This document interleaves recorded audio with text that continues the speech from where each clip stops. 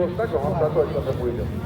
আনকি বিষয় হ'ল যে মেডিকেল ইঞ্জিনিয়াৰিং এতিয়া কৈছে মেডিকেল ইঞ্জিনিয়াৰিং এতিয়া মাতৃভাষাত পঢ়িবলৈ পাব। আমাৰ অসমত স্বাস্থ্য বিশ্ববিদ্যালয় উপাচাৰ্য মেডিকেল কেৰিকুলাম পাঠ্যক্ৰম অনুবাদ কৰিবলৈ দিছে। আমাৰ সন্মানীয় প্ৰিন্সিপাল প্ৰফেচৰ সকলে উপস্থিত হৈছে, আমাৰ আনন্দময় ছাত্ৰ ছাত্ৰী উপস্থিত হৈছে।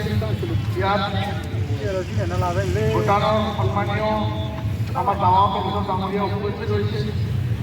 বড়ো খাদ্য সভা সাধাৰণ সম্পাদক বৰ্তমানলৈকে আমাৰ লগত আছে।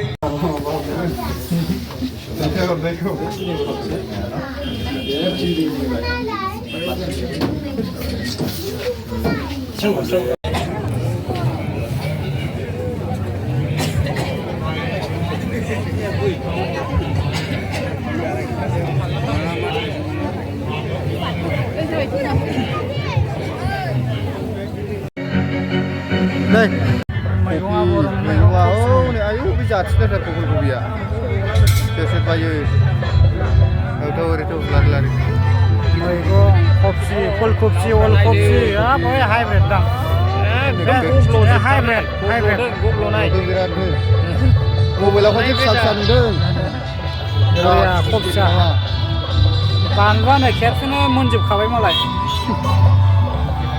हाइब्रिद जोगोनार फान्थाव जोगोनार बबेनि जोगोनार सफैजोबखोलै लाव जोंनि आसामाव गैया ना नोगोद गिदिर थासुमलि ना मा जाखो बेलाय औ थास नायलाय फान्थाव